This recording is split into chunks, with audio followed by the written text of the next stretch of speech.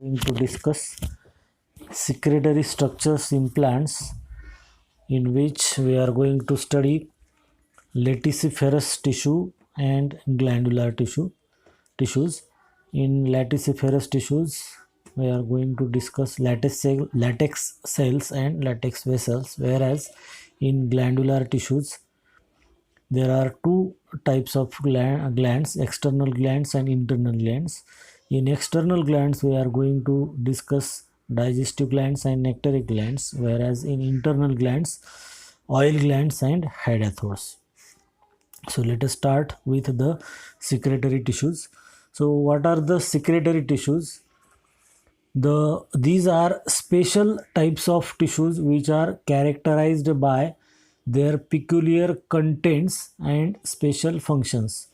They are responsible for secretion of various substances like gums, resins, ethereal oil, nectar, and then they are further divided into laticiferous tissues and glandular tissues. So in many plants contain certain isolated special group of cells which secrete certain substances, some waste material as a result of their metabolic activities, and these are laticiferous tissues and glandular tissues. So let us start with the laticiferous tissues. The laticiferous tissues are a group of special cells which secrete a juice called latex or some other substances like starch, proteins, tannins, enzymes, etc. And such tissue is called as laticiferous tissue. The cells of this tissue are thin-walled, elongated, tubular, and embedded in the ground tissue of plant body.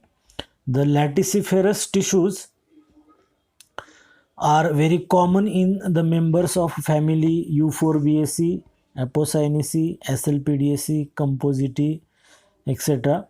And these tissues secrete the latex juice of different colors such as milky, white, yellow. Some are colorless. The laticiferous tissues protect the plants from attack of animals. They may also serve as the reservoir of various substances.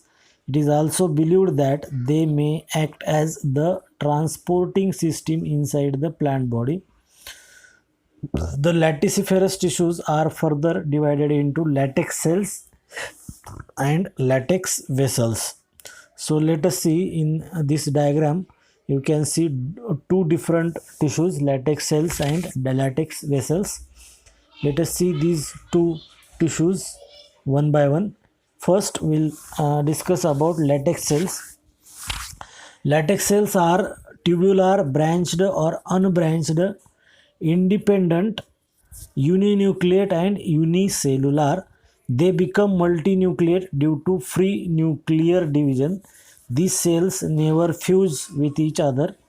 They protect the plant from the attack of animals, and they are very common in Calotropis, Euphorbia and Nerium.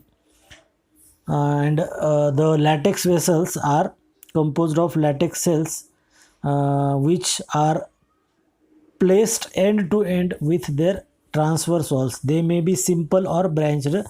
They form a sort of network by fusion at various places. These are more common in argemone, hevea, opium, etc. They store starch as a food. Sometimes it is poisonous to protect the plant from grazing animals. Latex of rubber, hevea, yield rubber of importance, and it is of great industrial importance. So the latex cells and latex vessels are combinedly called as laticifers. So this was about latex cells and latex vessels. Now let us see the glandular tissues or glands. The glandular tissues, the secretory tissue present in the form of glands are called as the glandular tissues, and the glands are the specialized group of cells having capacity to secrete certain products by cytoplasm. So the secretion includes gums, honey, etc. On the basis of position, the glands are classified into two types such as external glands and internal glands. In external glands, we are going to discuss digestive glands and nectary glands, or they may be also called as nectaries. So the glands occurring externally on the plant organs as an outgrowth are called as external glands. The common external glands are glandular hairs, stinging hairs, digestive glands, nectary glands. Out of these, we are going to study in detail digestive glands and nectary glands. So, what are the digestive glands then? These are small, globular, and red colored, in most of the time red colored, composed of layer of secretory cells, endodermis, and terminus of vascular supply. As you can see in the diagram, vascular supply is there, and at the center tracheal elements are there, and drop is secreted outside the layer of secretory cells and endodermis. So cells of the secretory layer secrete the digestive juice containing digestive enzymes. This juice is collected in or around the gland in the form of dew. So hence the plants with digestive glands are called sundew plants, and these glands are very common in insectivorous plants, for example Drosera, Nepenthes, Utricularia, etc. So these are the digestive glands. Now let us see nectary glands.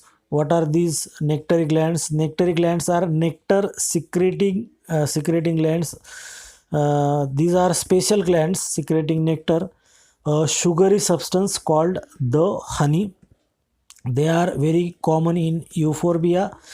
The nectary glands are well developed yellowish cup-like structures present externally on the outer surface of involucre of the cyathium inflorescence. So in Euphorbiaceae family, in especially in euphorbia, there is a special type of inflorescence. It is also called as cyathium, and these nectary glands are present in the cyathium inflorescence.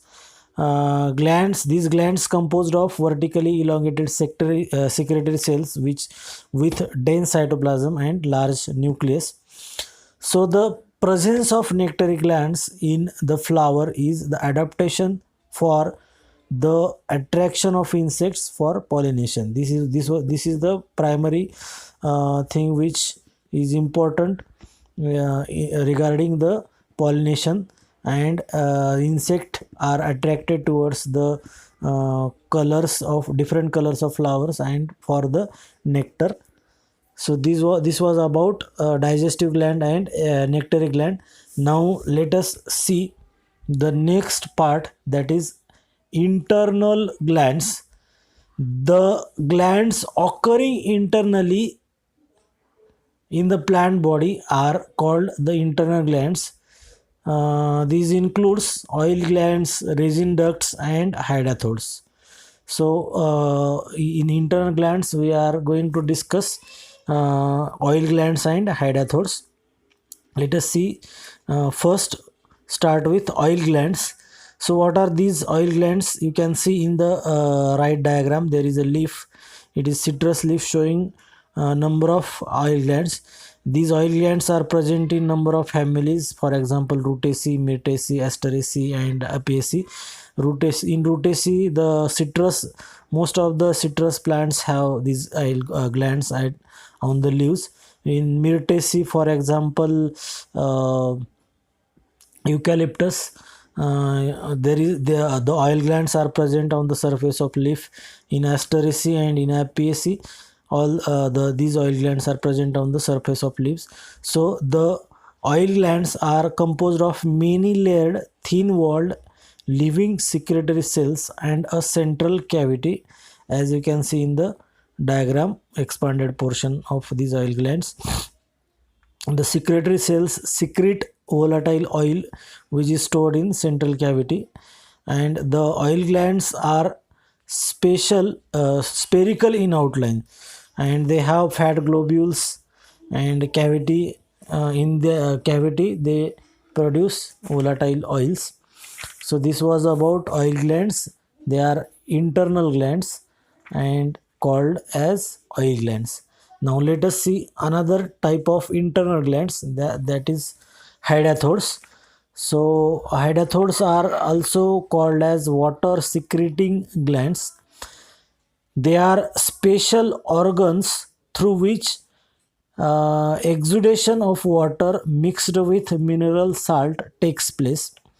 They are generally present at tip or margin of the leaves of those plants which grow in moist places. In most cases, they are present in grasses and number of plants at the tip of leaves. Generally, water drops are seen early in the morning on leaves of grasses, and each hydathode has a mass of loosely arranged cells with large intercellular spaces called epitheme.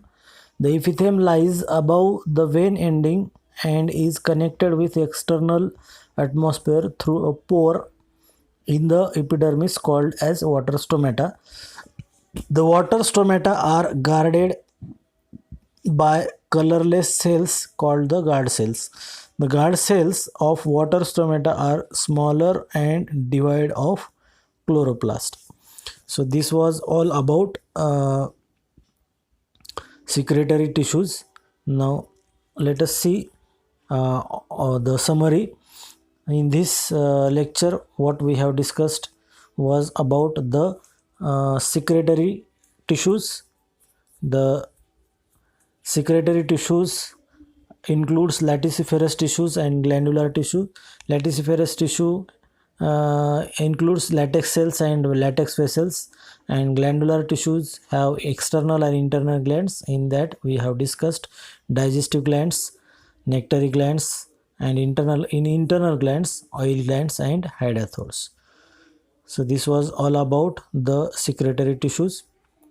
In the next lecture we are going to discuss about the epidermal tissues.